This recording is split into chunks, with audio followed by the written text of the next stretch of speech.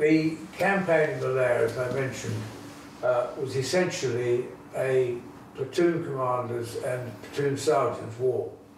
The patrolling in the jungle was done with 5 days in the jungle as a rule, and looking for the bandits. At the beginning, the bandits were very brave and very bold, and they came out into the countryside around the towns and places where we were trying to protect the people from them, or at least stop them getting into contact with the people from them. But as the British Army became more skillful at this and killing the bandits, they retreated into the jungle, and there they were coming out to do the odd raid, but they retreated into the jungle where they remained a force that had to be considered. It was then that we started patrolling into the jungle, and the normal patrol was a 5-day patrol. You were dropped off on day 1, you patrolled for the rest of that day, 2, 3 and 4, and on day 5 you made your way back to the edge of the jungle, a pickup point where you were picked out. You carried everything you needed when you went into the jungle, and we very quickly realised that tin food was a nonsense. You couldn't carry all that weight of stuff around. So we lived on tea, we carried sugar, we had milk in toothpaste tubes, which worked.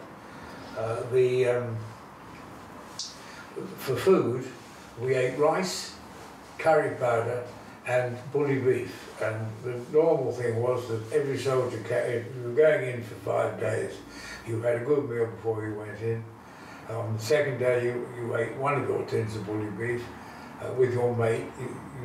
You had half each for breakfast, and then you had half each of his for supper, again with rice and curry powder. And that was how we lived for 3 days.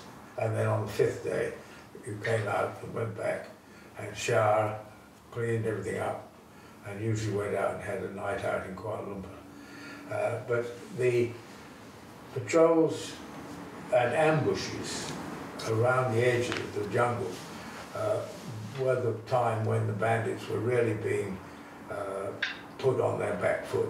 It was by this time that the population, the Chinese population, the tappers and people who lived on the edge of the jungle and who had been the fish, the water in which the fish swam, were removed and put into camps which were specially built for them.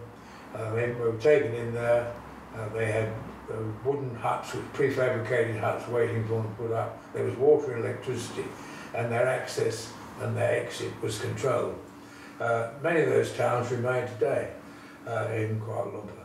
But this separated the people from the bandits, and was probably the main reason why the campaign then went so well, because the bandits had to come out of the jungle to get food and contact and information, and in doing so they exposed themselves to the security forces who were operating on the outside, and eventually they retreated right further deeper into the jungle, and that was when some deeper patrols were put in, and eventually they ceased to be a viable force, by which time, of course, we had left and gone home.